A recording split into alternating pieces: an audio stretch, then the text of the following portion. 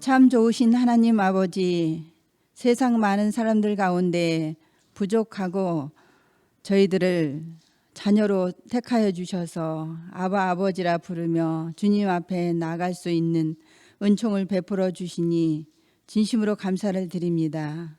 저희들 마음속에 주의 백성된 감격과 기쁨을 세상에 빼앗기지 않도록 항상 저희들의 생각과 삶을 지켜 주옵소서.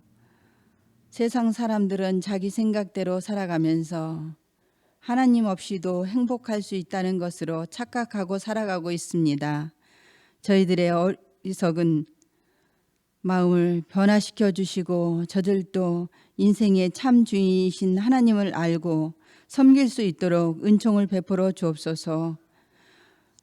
코로나 질병이 지속되고 있는 이때에 하나님의 은총이 임하셔서 코로나 질병이 속히 물러나게 하시고 감사와 찬양으로 온 성도들이 예배드릴 수 있는 날이 임하게 하옵소서.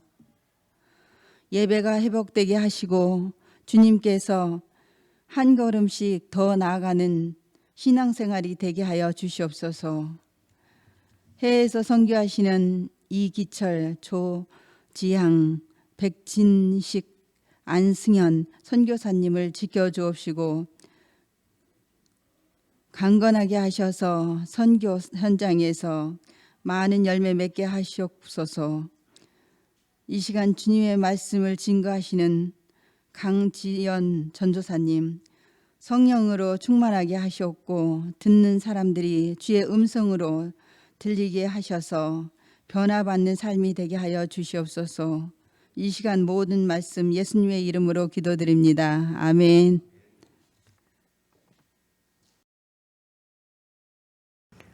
오늘 읽을 하나님의 말씀은 마가복음 8장 27절에서 38절까지의 말씀입니다. 제가 하나님의 말씀을 봉독하겠습니다. 하나님의 말씀을 경청하십시오. 예수와 제자들이 빌립보 가이사랴 여러 마을로 나가실새 길에서 제자들에게 물어 이르시되 사람들이 나를 누구라고 하느냐. 제자들이 여짜와 이르되 세례 요한이라 하고 더러는 엘리야 더러는 선지자 중에 하나라 하나이다. 또 물으시되 너희는 나를 누구라 하느냐. 베드로가 대답하여 이르되 주는 그리스도 신이이다 하매 이에 자기의 일을 아무에게도 말하지 말라 경고하시고 인자가 많은 고난을 받고 장로들과 대제사장들과 서기관들에게 버림받아 죽임을 당하고 사흘 만에 살아나야 할 것을 비로소 그들에게 가르치시되 드러내놓고 이 말씀을 하시니 베드로가 예수를 붙들고 항변하매 예수께서 돌이키사 제자들을 보시며 베드로를 꾸짖어 이르시되 사탄아 내 뒤로 물러가라. 내가 하나님의 일을 생각하지 아니하고 도리어 사람의 일을 생각하는도다 하시고 무리와 제자들을 불러 이르시되 누구든지 나를 따라오려거든 자기를 부인하고 자기 십자가를 지고 나를 따를 것이니라. 누구든지 자기 목숨을 구원하고자 하면 잃을 것이요 누구든지 나와 복음을 위하여 자기 목숨을 잃으면 구원하리라. 사람이 만일 온 천하를 얻고도 자기 목숨을 잃으면 무엇이 유익하리요? 사람이 무엇을 주고 자기 목숨과 바꾸겠느냐? 누구든지 이 음란하고 죄 많은 세대에서 나와 내 말을 부끄러워하면 인자도 아버지의 영광으로 거룩한 천사들과 함께 올 때에 그 사람을 부끄러워하리라. 아멘. 스페인에 있는 산티아고 순례길이라는 도보 여행길은 전 세계 많은 사람들의 버킷리스트 중에 하나입니다. 예전에 스페인 하숙이라는 프로그램이 방영되면서 한국에서도 이 순례길에 대한 관심이 더 커졌습니다. 약 800km에 달하는 이 순례길을 굳이 걷는 이유를 들어보면 아주 다양합니다. 어떤 사람은 삶에서 실패를 맛보고 도피하는 심정에서, 어떤 사람은 인생의 한 페이지를 정리하며 새로운 시작을 위해, 어떤 사람은 건강상의 이유로, 어떤 사람은 잠시 쉬어가는 장소로 산티아고 순례길을 걷는다고 합니다. 그런데 이처럼 다양한 동기와 목적으로 순례길을 걷지만 특별한 경우를 제외하고는 대부분의 사람들은 하나의 목적지를 향해 걸어갑니다. 그곳은 바로 산티아고 데 콤포스텔라입니다. 산티아고 데 콤포스텔라는 순례길의 종착지 역할을 하는데 1000년이 넘는 세월 동안 스페인 북부의 모든 길이 산티아고 데 콤포스텔라로 이어져 왔습니다. 그 길을 걷는 사람들이 지금 어떤 모습이든 어떤 생각을 가지고 있든 어떤 배경이든 상관없이 모두 한 곳을 향해 걸어가는 것입니다. 오늘 우리가 읽은 마가복음은 길 위의 복음이라고도 불립니다. 마가복음에서 예수님은 길 위에서 모든 것을 시작하시고 길 위에서 모든 것을 이루시는 분으로 묘사됩니다. 예수님은 갈릴리에서 가이사라 빌립보로, 가이사라 빌립보에서 이방 지역으로, 그리고 마지막으로 예루살렘을 향해 계속 여행하고 계십니다. 마가복음을 통해 우리는 하나님이 세우신 목표를 향해서 길을 걸어가시는 예수님을 보게 됩니다. 오늘 본문에서 예수님은 제자들을 데리고 가이사라 빌립보로 가십니다. 가이사라 빌립보는 갈릴리로부터 북쪽으로 40.8km 떨어져 있는 지역으로 유대의 가장 북쪽 변방 지역입니다. 이 시기는 예수님의 공생의 마지막 시기로 십자가를 약 6개월 정도 앞두고 있던 시기였습니다. 가이사라 빌립보 사건은 갈릴리 사역의 맨 마지막에 일어난 사건인데 이 사건 이후에는 변화산 사건이 있고 그 후에 예수님은 곧장 마지막 예루살렘 길로 올라가셨습니다. 예루살렘을 향해 가는 길은 곧 십자가를 향해 가는 길이었습니다. 27절에서 예수님은 제자들에게 사람들이 나를 누구라 하느냐고 물으십니다. 제자들은 사람들이 예수님을 세례 요한, 더러는 엘리야, 더러는 선지자 중에 하나라고 한다고 대답했습니다. 당시에 갑자기 전국적인 스타로 떠오른 예수님에 대한 사람들의 인식은 각양각색이었을 것입니다. 그러나 예수님이 과연 누구인가를 정확하게 통찰하고 있는 사람은 거의 없었습니다. 사람들의 생각을 먼저 물으신 것은 그 다음 질문을 던지기 위한 서두처럼 보입니다. 예수님은 제자들의 신앙을 알아보고 제자들의 인식을 바로 일깨우기 위해 먼저 사람들의 생각을 물으셨습니다. 그리고 29절에서 예수님은 너희는 나를 누구라고 하느냐고 물으셨고 베드로는 주는 그리스도이십니다 라고 대답합니다. 그리스도라는 말은 히브리어로 메시아라는 뜻입니다. 마태복음은 베드로가 주는 그리스도시요 살아계신 하나님의 아들입니다 라고 고백한 것으로 기록하지만 마가복음에는 하나님의 아들이라는 구절이 없습니다. 그런데 마가복음을 쓴 마가는 베드로와 동역하고 통역했던 자로 알려져 있기 때문에 이름을 변경하는 과정을 누구보다 잘 알고 있었을 것입니다. 초대교회 입장에서 시몬이란 이름이 베드로, 즉 반석으로 바뀐 것이 매우 중요했을 텐데 마가가 여기에 대해 언급하지 않은 것은 분명한 이유가 있을 것입니다. 마가는 아직 시몬이 바뀐 베드로라는 이름, 즉 반석이란 이름에 부합한 제자, 바른 제자로 인정받을 단계가 아니었음을 말하고 있는 것입니다. 베드로의 고백 이후의 본문을 계속 읽어 내려가면 베드로와 제자들은 자기 스승이 지금까지 하신 일들을 통해서 그분이 유대인들이 갈망해 오던 인간 메시아라고 생각했습니다. 그렇지만 그들은 여전히 예수님을 곧 이스라엘 나라를 회복하실 정치적이고 혁명적인 지도자 정도로 기대하고 있었습니다. 메시아적 사역에 있어서 십자가는 피할 수 없는 일이었지만 영적으로 어두운 제자들은 이것을 제대로 이해할 수 없었습니다. 그러나 베드로의 고백을 들은 예수님은 그들의 생각과 반대되는 전망을 이야기하십니다. 곧 그는 장로들과 대제사장들과 서기관들에게 버림받아 영광을 받는 대신 십자가에 달려 죽임을 당하고 사흘 만에 살아나야 하며 하늘에 오르사 더 이상 그들과 함께 이곳에 있지 않는다는 것을 아무런 거리낌 없이 드러내놓고 말씀하셨습니다. 예수님은 자기가 고난을 당하고 죽어야 한다는 것을 아셨을 뿐만 아니라 그것을 이루기 위해 지금 가고 계심을 반복해서 말씀하셨습니다. 그러자 방금 전에 예수는 그리스도이십니다 라고 고백했던 베드로가 즉각적으로 그분의 말씀에 반대했습니다.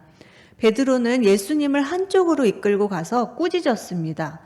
여기서 꾸짖다라는 단어는 예수께서 바람을 꾸짖으실 때 사용하셨던 단어와 같은 것으로 베드로가 자기 입술에 손을 대며 쉿 하고 말했다는 뜻으로 해석될 정도로 굉장히 강하게 예수님을 책망한 것을 알 수 있습니다.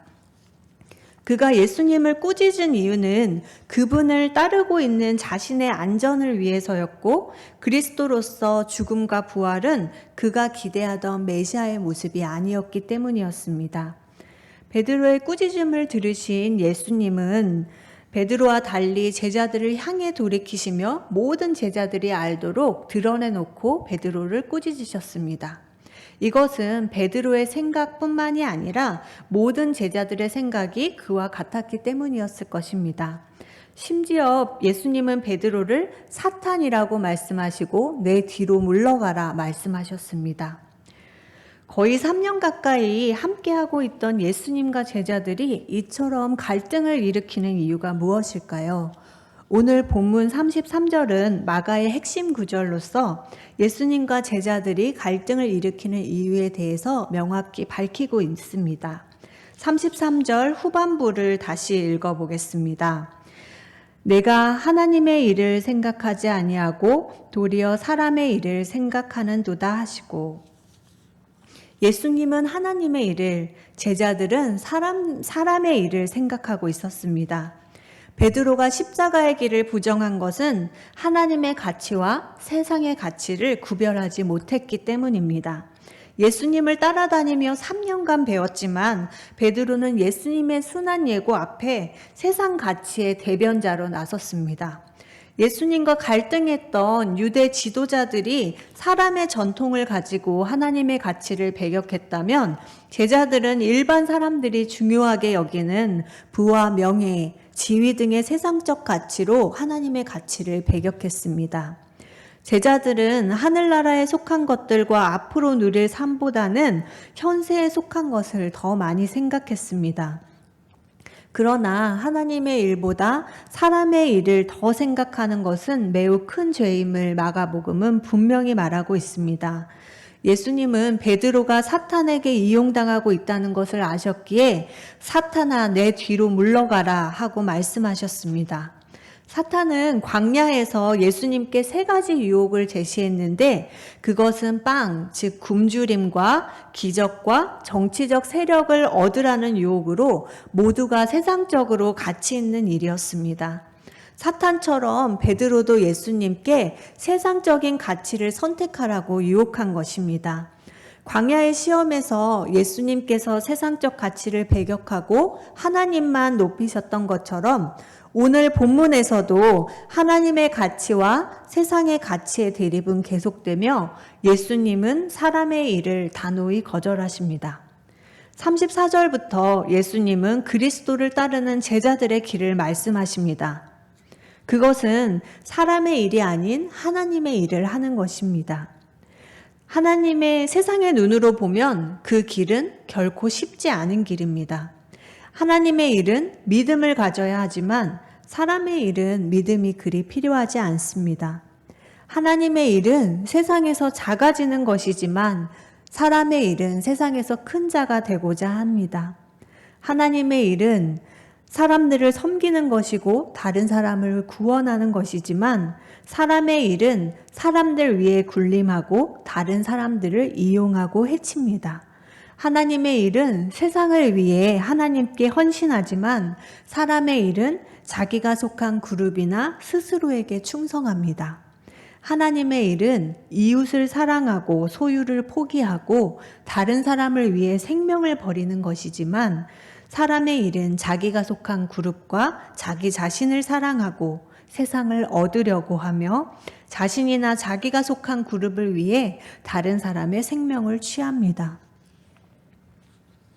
쉽지 않지만 우리가 예수님이 가르쳐 주시는 제자의 길, 하나님의 일을 하는 사람이 되기 원한다면 어떠한 삶을 살아야 할까요?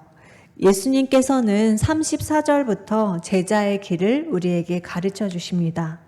첫째, 34절에서 보듯이 그리스도를 따르는 제자는 자기를 부인하는 삶을 살아야 합니다. 그것은 스스로 자신의 병을 고치는 의사가 되려고 하지 말고 의사이신 그리스도를 섬기면서 그분과 계속적으로 대화를 나누고 그분의 교훈과 책망을 받아들이는 것을 의미합니다. 둘째로 그리스도를 따르는 제자는 주님을 포기하지 않으면 육신의 생명을 지킬 수 없을 때조차도 육신의 생명을 염려해서는 안 됩니다. 우리의 생명 그 자체보다 그리스도에 의한 유익이 더 크다는 것을 잊지 말아야 합니다. 예수님은 말씀하십니다. 사람이 만일 온 천하를 얻고도 자기 목숨을 잃으면 무엇이 유익하리요? 주님을 위해 자기 목숨을 기꺼이 버리고자 하는 자는 누구든지 제 목숨을 구할 것이고 말할 수 없는 보상을 받을 것이라고 성경은 약속합니다. 그러므로 우리의 목숨을 잃는 것을 두려워해서는 안 될 것입니다. 기독교에 대한 핍박이 거세던 시기에 순교하기 전날 밤 한 그리스도인이 남긴 고백이 우리의 마음을 울립니다. 생명은 달고 죽음은 쓰다는 것은 옳은 말이다. 그러나 영원한 죽음은 더욱 쓰고 영원한 생명은 더욱 달다. 우리가 사는 대한민국에서 그리스도를 믿는다고 해서 목숨을 잃는 경우는 많지 않을 것입니다. 그러나 우리 사회에서도 기독교인에 대한 조롱과 욕설, 비난과 멸시가 분명히 존재합니다. 이런 때 우리 그리스도인의 삶이 어떠해야 할지 생각해 보았습니다. 우리가 받는 비난이 하나님의 일을 하기 때문인지 아니면 그리스도인이라는 겉모습과는 다르게 우리 역시 누구보다 사람의 일을 우선하고 있기 때문인지 분별하는 것이 필요합니다. 그리고 산티아고 순례길을 걷는 사람들을 다시 한번 생각해 보면 산티아고 순례길을 걷는 사람들이 하루에 몇 킬로를 걷든 그들이 매일 꾸준히 걷기만 한다면 그들은 언젠가는 산티아고 데 콤포스텔라를 향해 가게 됩니다. 예수님께서 걸어가신 길도 예수님은 여러 가지 갈등, 유대인 지도자들과 제자들과 수많은 갈등을 겪으셨지만 죽음과 부활, 그 뒤에 있는 승리의 결과를 아셨기에 그 승리를 향해 십자가의 길을 걸어가실 수 있었습니다. 마찬가지로 우리 그리스도인들 역시 이 세상이 끝이 아님을, 하나님과 함께하는 영원한 생명이 있음을 알고 있다면 제자로서 꿋꿋이 그 길을 걸어가야 합니다. 누구든지 자기 목숨을 구원하고자 하면 잃을 것이라 하신 말씀을 기억하면서 내 유익을 주장하는 사람의 일보다 세상에서 작아지더라도 다른 사람을 섬기고 다른 사람의 구원을 위해 나의 생명을 버리기까지 헌신하며 이웃을 사랑하고 나의 소유를 포기할 줄 아는 하나님의 일을 따라가는 우리가 되기를 기도합니다. 코로나19 시대에 모두가 불안하고 자신의 생명과 안위를 주장하는 사회에서 마스크 하나를 나누어주는 넉넉함으로 그리고 더 적극적으로 방역에 힘쓰고 누구보다 규칙을 잘 지키는 시민으로 삶이 더욱 궁핍해진 사람들에게 손을 펴는 섬김으로 예수 그리스도가 가신 그 길을 꿋꿋이 따라 걷는 저와 여러분이 되기를 기도합니다. 함께 기도하겠습니다. 사랑의 하나님, 오늘 말씀을 통해 하나님의 일과 사람의 일에 대해 알려주시니 감사합니다. 우리가 주님 가신 그 길을 따라서 세상에서 작아지더라도 다른 사람을 섬기고 다른 사람의 구원을 위해 나의 생명을 드리며 이웃을 사랑하고 소유를 포기하는 하나님의 일을 따라가는 자들 되게 하여 주시옵소서. 예수님의 이름으로 기도합니다. 아멘.